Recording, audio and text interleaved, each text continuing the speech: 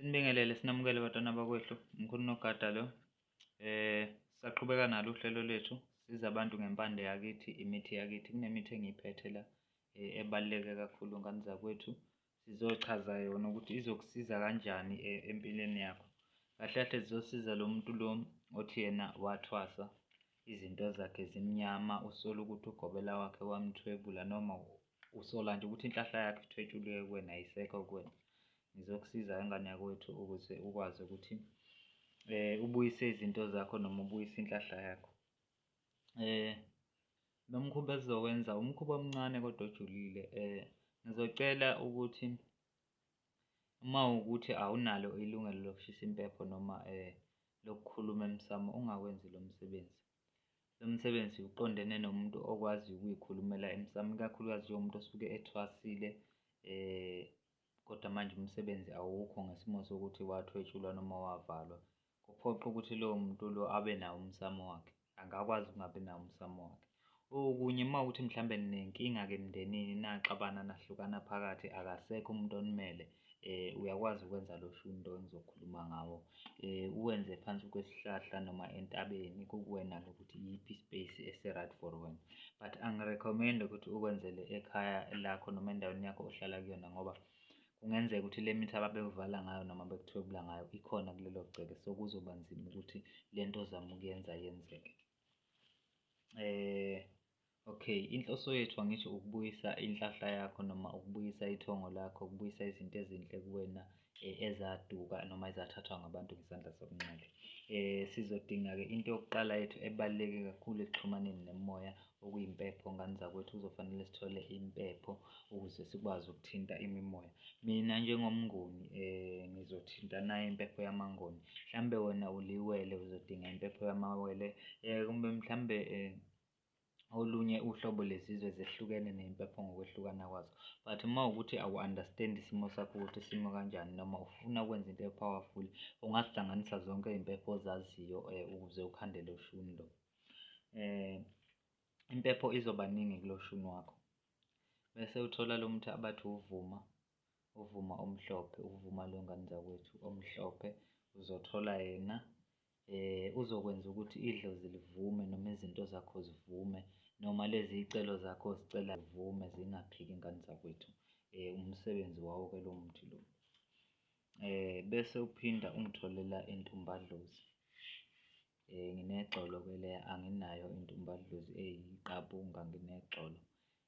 Ngani zakwethu leli xolo libaluleke kakhulu. Uma uzolinuka linephunganyana elifana, lihlukile iphunga lakhona kunalezi ezinye iy'hlahla ey'jwayelekile. Intumbadlozi-ke yenza ukuthi uma ngabe idlozi lakho balithumba, balithatha balibhekisa entshonalanga, baliphambanisa nezinto zakho noma mhlambe baphambanisa nenhlahla yakho, izoyilanda-ke le nto le. Ngale nduku siyayilanda lezo zinto lezo ey'suke zithwetshuliwe zathathwa ngoba uma kusuke kuthwetshuliwe idlozi lisuke lithunjiwe lavalelwa emagoneni noma lavalela ey'dulini kumbe emgodini, kuzo zonke iy'ndawo ongavalela kuzo imimoya. Njengoba bengishilo ukuthi lana silanda imimoya yakho, silanda inhlahla yakho, silanda izinto zakho. Bese sizoba nempande yethu enhle kakhulu ezokwenza ukuthi le mimoya yethu esiyilandayo ihlambuluke, ingabi nawo amathunzi ngoba sebeyingcolisile. Sizoyihlambulula nganansi le mpande. Ixolo leli lomyezane. Ixolo lomyezane leli ngani zakwethu lisebenza kakhulu ekuhlambululeni ngoba isihlahla samanzi lesi sikhonze kakhulu indawo eyi-Cape noma indawo ewugu noma umngcele kumila khona lesi sihlahla-ke. Lesi sihlahla-ke kuyisihlahla samakhosi, kuyisihlahla semimoya, ngakho sizophakamisa imimoya ukuthi ikhothame phambi kwakho ikulalele kule nto osuke uyisho. Umsebenzi walesi sihlahla yilokho-ke. Uma uzohogela sinephunga elihle kakhulu lesi sihlahla lesi, ngakho ingakho sinalawa amandla esinawo ngani zakwethu. So indlela ozokwenza ngayo uzosihlanganisa le sitafu sakho ndawonye, impepho yakho ibe ningi, usiqule le sitafu usihlanganise. Umsebenzi wakho ukuthi usishise le sitafu ngamalahle, u-charcoal. Uma uwumuntu mhlambe okwazi ukuthi abambe inkukhu, ungabamba inkukhu bese uthola amafutha noma amanoni ayo. Kumbe ma ekhaya ninomhlwehlwe, uyakwazi ukuthi uthole wona usebenzise wona uma ninomhlehlo emsamo.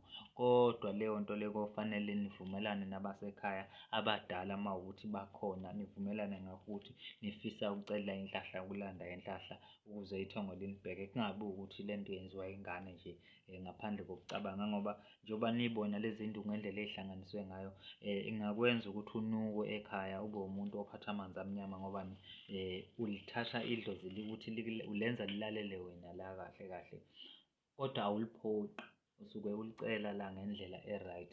But kwabanye abantu kungavela njengomuntu oy'phoqayo izinto, but enye yey'mfihlo lezi ezikhona ebunyangeni.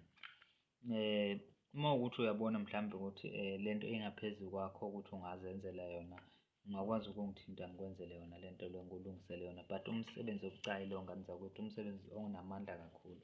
Impepho nje le esiyihlanganisa la, impepho eyisibunge samakhosi noma impepho eyisibunge sethonga ekhaya nenhlahla, ngoba ngisho umuntu engawutholi umsebenzi uyakwazi ukumhlanganisela lo shuni lo, umshisele wona, umsebenzi uyawuthola gogo.